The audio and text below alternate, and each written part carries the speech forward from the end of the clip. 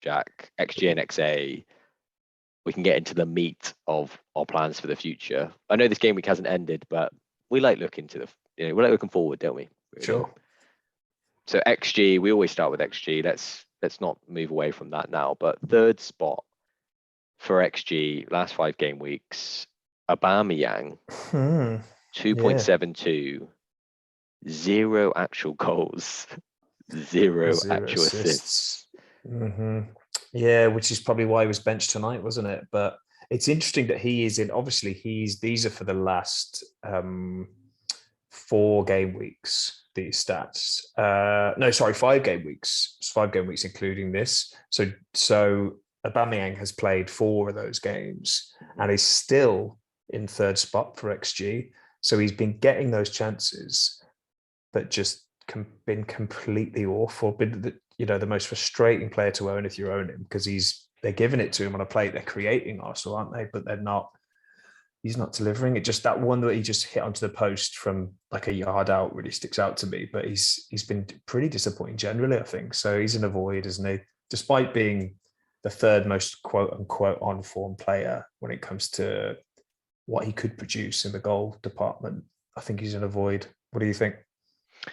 Yeah, I mean, we know that these stats are trying to give us a hint. Like they're only one pillar of the part of all the decisions we're going to make, aren't they? And in this case, it is a bit of a red herring. That's what from what we've seen. Great to see him getting the opportunities, but there's nothing else. There's absolutely nothing else to tell us that he should be picked. So, and the goals are coming from elsewhere in the Arsenal team. So cheaper assets for sure. The Martinellis of the world look great, but then their minutes are not going to be. I wouldn't get him in. But you're right. Yeah. Not at all. I mean, what I'm saying is, other people are stepping up in the Arsenal team with the goals, and that's to Aubameyang's detriment. Totally, man. Yeah, let's move. I mean, just don't buy Aubameyang if you're thinking about it, because I know people are probably looking for strikers now, but he's not one to get, I would say. No, sorry, Bob. So who's in number 2, Josh, for the XG? Big name. His numbers have dropped a little bit in recent weeks, but still Mohamed Salah. So an XG of 3.19 over the last 5 game weeks. 3 goals, 3 assists. Not as crazy numbers as he's had in some of our other XG kind of overviews, but still incredible. Yeah, still great. And he scores goals that have low XGs that good, doesn't he? The 2 against Everton were just such good finishes. Like the angle, the power and the angle are 10 out of 10 with all his shots, aren't they? They're just side netting every time. But everyone who's listened to this no doubt has Salah.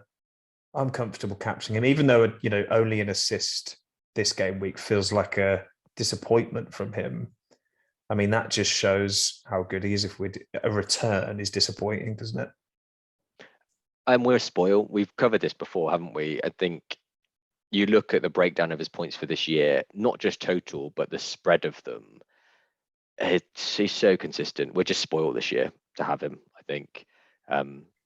There's been years where other players have had, quite high points for the season at that whatever point it was, but they've had, double point returns for certain game weeks and then blank for others, whereas he's just been so consistent. It's so nice to just set him as captain and have this level of confidence that you're going to get something. Yeah, it's great. And with the captaincy thing, I'd say it's not like there are other premiums that are hauling that are going to tempt you away. Kane, Ronaldo, Lukaku, Mane, Bruno, they all blanked, didn't they, as well this week? So Salah actually still outperformed him, even with just 1 assist. So yeah, keep it on him and keep riding the gravy train until AFCON. It's disappointing world outside of the Salah. It's bleak world. It's a bleak world out there, Josh. It's bleak. It's grim. Just stay in the warmth of the sunny Salah. The Egyptian sun, just love it. Yeah, bask in the heat, bask in the glow of his FPL returns. But I didn't mention this next guy, Josh, at number 1. Maybe he is a captaincy shout. Yep, Diogo Jota. Who is it? Diogo Jota. I mean, you've mentioned him already. You've switched from Mane to Diogo. Great move. I'm happy I did it. 4.47 XG. Outrageous XG, really. Madness. Crazy. 4 actual goals, 0 assists, but he's that goal scorer. I mean, the one criticism you'd say this week and maybe in some recent weeks is, despite being renowned for that clinical finish, being a clinical finisher, he's missed some chances, right? Oh my God, the Wolves game, Josh. That one where he beat the keeper and there was just 2 defenders in the middle of the goal on the line. He just smacked it at him. What was he doing? What was he doing there? I mean, that's the difference between him and a Salah, isn't it? That's why he's 7.5 and Salah's 13 mil, because Salah just buries every time. Yeah, and the funny thing is, you would have confidence in his finishing. You'd say is on a par sometimes with Salah. When you get him in the positions, like Salah's normally the one that can make a chance out of nowhere. But when you get him to the point of shooting, like Jota's normally as good as him. So. Yeah, the goal he scored the week before, so the midweek goal he scored was lovely, wasn't it? Against Everton. Was it Everton? Where he sort of narrow angle and he just hit it, lovely straight turn, straight up into the roof of the net, brilliant. But the Wolves ones, jeez. And he has done it before where he has missed some sitters, whereas you wouldn't say that's the case with Salah. I mean, would you consider captaining him at all over Salah? No, just because of all the reasons that we mentioned a second ago. Salah's been so consistent, and I don't feel the need to try and find a differential for those reasons. I just don't think it's needed. If you're in a position where you're trying to gain rank or trying to get something else from your mini league, then by all means consider it. But I just still think it's so safe to go with Salah. Well, it's not. I think it's not only safe; it's sensible. It's a seatbelt of a pick, isn't it? So yes, seatbelts are boring and safe, but they're also saving you from danger, aren't they? And that's what Salah captaincy is doing. Because if you went with Kane this week, or if you'd done it a week where Salah got 2 against a United or an Everton, then you're in a lot of danger. So yeah, Jota brilliant. I think Jota's essential in your team for his price and his ability, but the captaincy essential player is Salah, isn't it? Yeah, and I guess as a person who's made that switch now, are you happy owning Jota over Mane? Yeah, I feel great. I haven't even thought about Mane. The beauty of that move and moves like that are, even if Mane scores, it's not like, because he's so low owned, it's not like, I missed out on all those points that loads of the people are getting. Whereas when Jota was scoring and I had Mane, it was, I could have had Jota. Oh, and other people are getting points. It's like a double blow. Whereas, I just feel great. Money in the bank, could afford Bernardo Silva. It's a good feeling. You've done the right transfer when you just don't even think about the play. You just got out again, do you? It's like an affirming feeling you get. Hey, you look happy. I can tell you look happier. I feel, despite the back problems, I'm happy. I'm content in an FPL realm. Yeah, good. Anyway, let's move on to the XA, Josh. We dragged that out, that XG. Mm-hmm. So the top 3 players for XA expected assists over the last 5 game weeks. We've got a new appearance, Josh, in number 3, an old favourite. Maybe you're surprised he hasn't been in yet, but it's our boy Andrew Robertson, 2.14. Yeah, I mean, proving or putting his hat back in the ring after all the Simicast chat earlier on in the season, and reminding us that he is a threat as well. Obviously, we talk about Trent all the time, but Robertson in recent years has he's been competing with him. He still is a threat. I mean, 3 assists in the last 5 is amazing from a defender, but those Liverpool spots are precious. So for me, I cannot confidently say to people take Robertson over Trent, because you're only going to probably want one of those defensive spots. Yeah, or a Jota. You want Jota over Robbo, don't you? Yeah, I mean, it's the Salah, Jota, Trent trifecta for me. If you're playing the crazy differential game, you can do a lot worse than Robertson, for sure. But I just don't see a world where, like you say, Robbo's going to outscore Trent. Exactly like that. Really, I mean, the 3 assists have proven that there is a way of playing the game with Robertson in there. But at what cost? Like, who do you not have? Because we've already Yeah, mentioned Salah, we've already mentioned Jota, and definitely. we Yeah. know how good Trent is. So Yeah. I mean, maybe there's a case when AFCON comes along, if Firmino is still out, for instance, that, well, even if Firmino's back, the debate between a Firmino and a Robertson for that third slot would be an interesting one, I think. Because I don't think Firmino, even when he's nailed, offers the same value as the midfielders. And Robbo's a lot cheaper. He'll definitely be playing with Trent. You've probably got Jota still. Manny and Salah are gone. That'll be an interesting one, which way people go there, I think. yeah, the great thing about that is we've got quite a few game weeks still to just just gather information between now and Yeah. then, really, haven't we? So, but I like how far you're thinking ahead. I like it. And when they both retire, who's going to come into the front? Yeah, Yeah. exactly. Simicast in. Well, Simic. Yeah, I mean, do you think that there was a bit of noise about because of how well Simicast played? Do you think that's kind of kicked Robbo on a bit?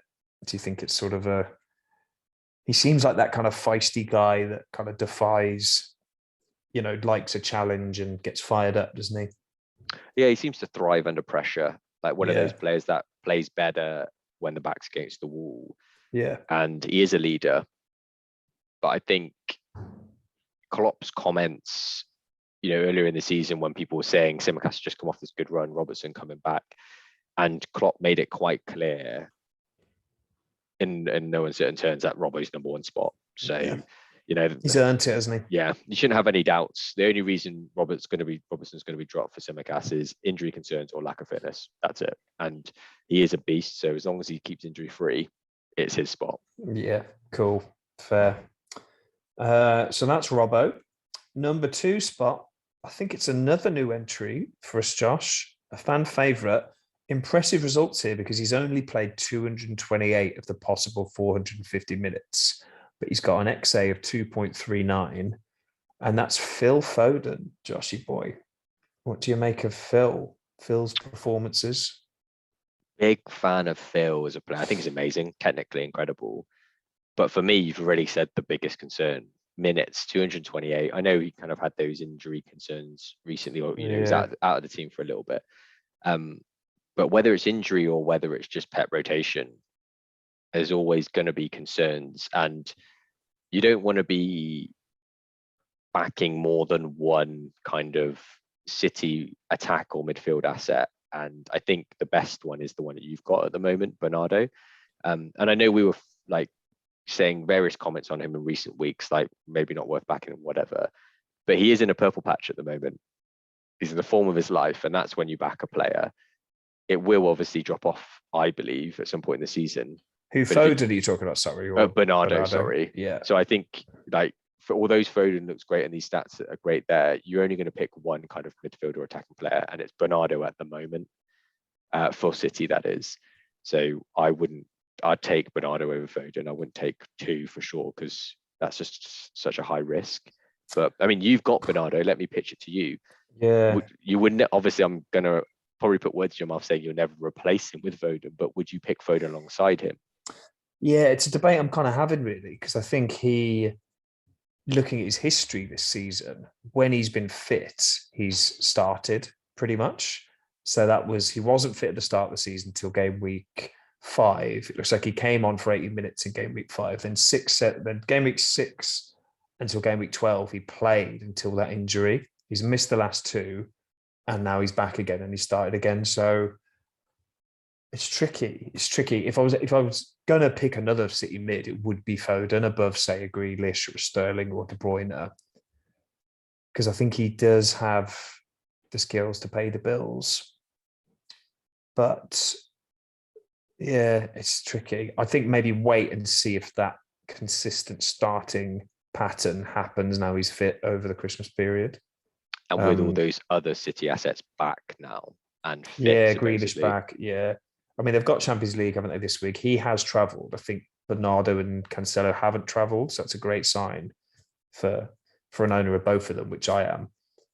But Yeah, and I think Pepper said today, he's essentially said that this game tonight, or sorry, tomorrow night, is a training game. He literally said this is a training game for us, so we're going to try new players and different things for fitness. So you can pretty much, that kind of to me says whoever starts this Champions League game probably won't be starting in the Prem at the weekend. So yeah, Foden, he's definitely on the watch list for me because at 8 million, I think he's 8.1.